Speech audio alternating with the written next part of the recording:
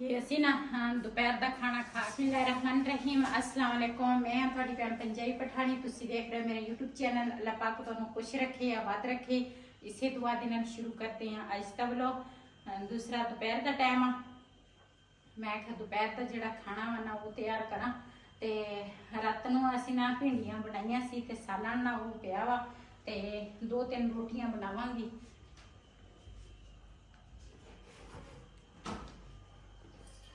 आज जिहड़ा था ना ये भी बढ़ती चल रही है आज है ना, पहले इतनी ज्यादा नहीं सी, उधर तो बहुत ज्यादा हो गई है।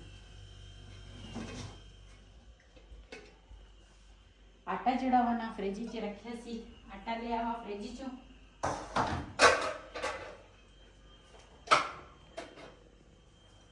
बर्तन धो के रखे सी, मैं आख्या ये ना पहले जोड़ लवां ते फिर रोटी बनावांगी।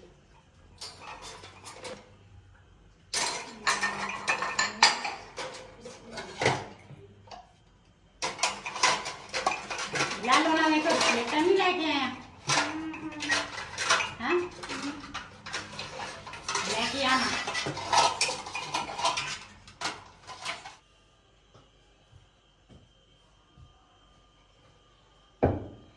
ये ना कपड़ा इस करके मैं थले बिछाया ताकि ना दूसरा आटा जड़ा सूखा हुआ ना थले ना गिरे। या ना गर्मी ने ना पागल किया होया वा, इन्नी ज्यादा गर्मी है।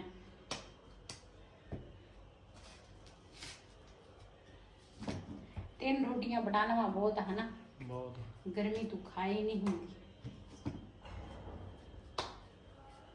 ये ना दूसरा रोटी दा हाँ गर्मी नहीं ज्यादा या खानी होंगी, लेकिन अज ना सानू एक गिफ्ट आया वा, वो भी अपने भैन भरावां नाल शेयर करांगी। बड़ी दूरों आया वा ते गिफ्ट भावे सस्ता होवे भावे महंगा होवे ना, गिफ्ट गिफ्ट ही हुंदा वा। जिहड़ा बंदा इन्नी चाहत नाल किसी नूं याद करे ते वो भी अपने भैन भरावां नाल शेयर करांगे। ते काफ़ी दूरों आया वा, पहले ना रोटी जिहड़ी है ना वो बना लईए ते उस तो बाद फिर शेयर कर देंगे। बिस्मिल्लाहिर्रहमानिर्रहीम।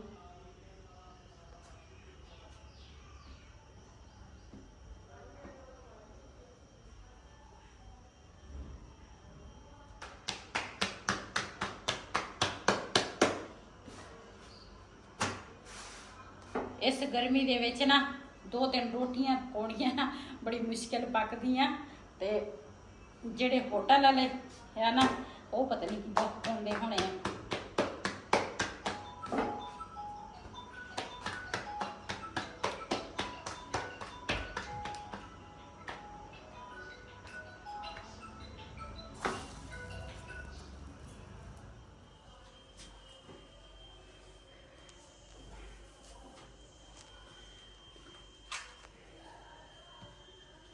जी माशाल्लाह रोटी जी है ना मैं बना ली है ते आटा जो ना फ्रिज च रख दी हाँ ते जिहड़ा गिफ्ट है ना वो मैं तुहाडे नाल शेयर करदी हाँ। हुण गिफ्ट सानू आया वा लस्सी आई है सानू।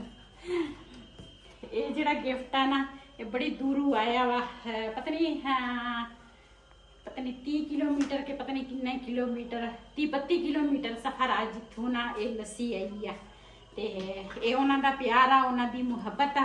ते मैं तो पहले ना सलाह बनाई सी कड़ी बनाउण दी, लेकिन देखदे आ बिलाल दा पापा कहंदा सी ठंडी करके ना ते आपां ना दोपहर दी रोटी जिहड़ी है ना वो खानी आ ते रोटी भी खावांगे ते माशाल्लाह बथेरी आ ते असीं ना 2.25 लीटर दी बोतल आ ते असीं ना कड़ी भी बनावांगे इंशाल्लाह अज। ते पहले ना थोड़ी लस्सी जिहड़ी है ना ठंडी कर लैंदे आ।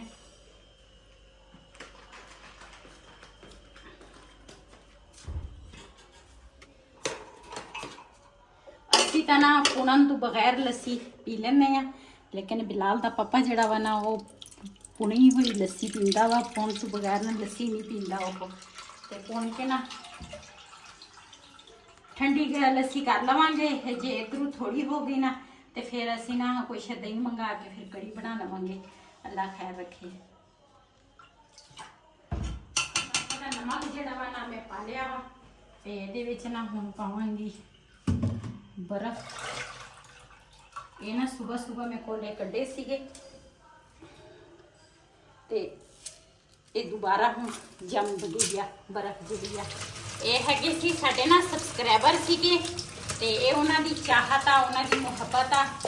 ਤੇ ਅੱਜ ਕੱਲ ਨਾ ਲੱਸੀ ਜਿਹੜੀ ਆ ਨਾ ਬੜੀ ਮੁਸ਼ਕਿਲ ਨਾਲ ਲੱਭਦੀ ਆ ਤੇ ਲੱਸੀ ਜਿਹੜੀ ਆ ਨਾ ਇਹਦੀ ਬੜੀ ਕਦਰ ਆ ਅੱਜ ਕੱਲ। ਠਹਿਰ ਮੈਂ ਤੋੜਾਂ।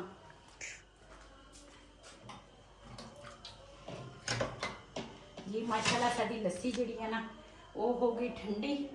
ਤੇ ਹੁਣ ਨਾ ਅਸਲ 'ਚ ਬਿਲਾਲ ਦਾ ਪਾਪਾ ਨਾ ਹੁਣ ਗਿਆ ਵਾ ਹਸਪਤਾਲ, ਮੈਂ ਵੀ ਨਾਲ ਜਾਣਾ ਸੀਗਾ ਨਾ। ਕੋਲਾ ਦੁਬਾਰਾ ਭਰ ਕੇ ਰੱਖਦੀ ਹਾਂ।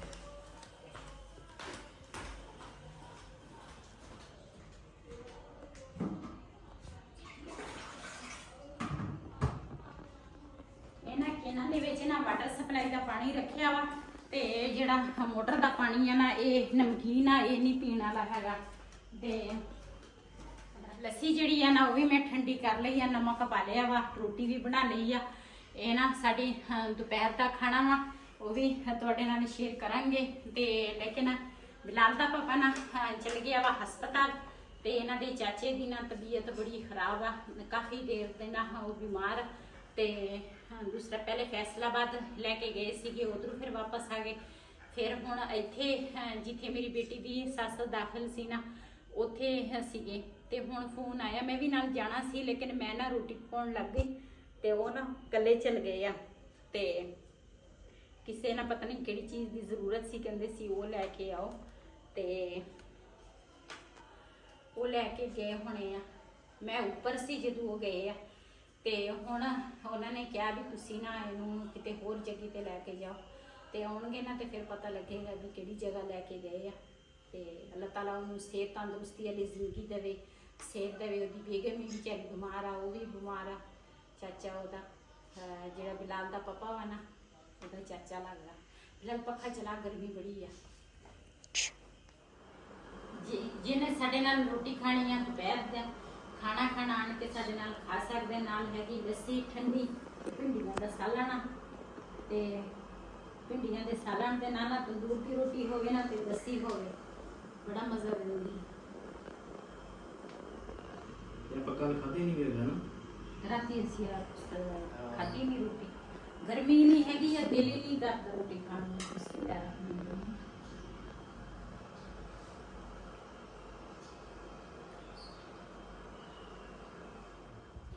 ਇਹ ਅਸੀਂ ਨਾ ਦੁਪਹਿਰ ਦਾ ਖਾਣਾ ਖਾ ਕੇ ਨਾ ਤੇ ਉਸ ਤੋਂ ਬਾਅਦ ਮੈਂ ਵੀ ਕਹਿੰਦੀ ਸੀ ਮੈਂ ਆਖਿਆ ਜਾ ਕੇ ਨਾ ਪਤਾ ਕਰਕੇ ਆਉਂਦੇ ਆ।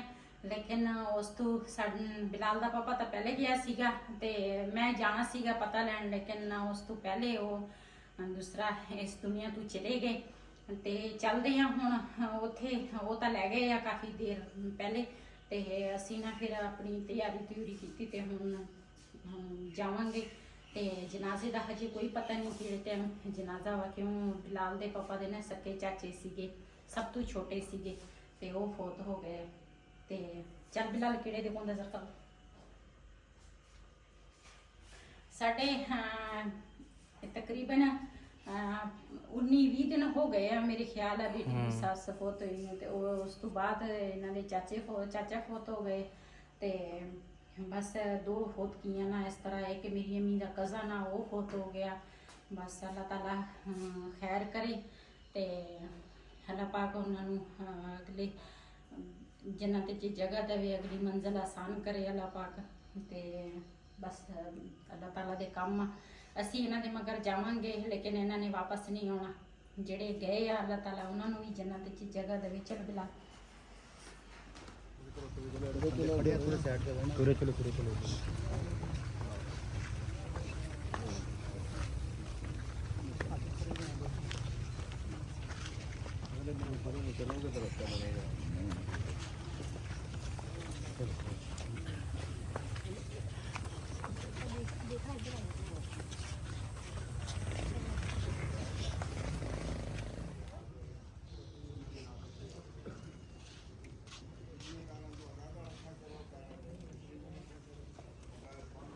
इस वीडियो का मैं इतने एंड करांगी। अज का व्लॉग मेरा ऐसी, अगर मेरा व्लॉग पसंद आया हो मेरे चैनल को सबसक्राइब करें, लाइक करें, ਸ਼ੇਅਰ ਜ਼ਰੂਰ ਕरें। ਇਸੇ ਦੇ ਨਾਲ ਆਪਣੀ ਭੈਣ ਨੂੰ ਲਿਓ ਇਜਾਜ਼ਤ। ਅੱਲਾ ਹਾਫਿਜ਼।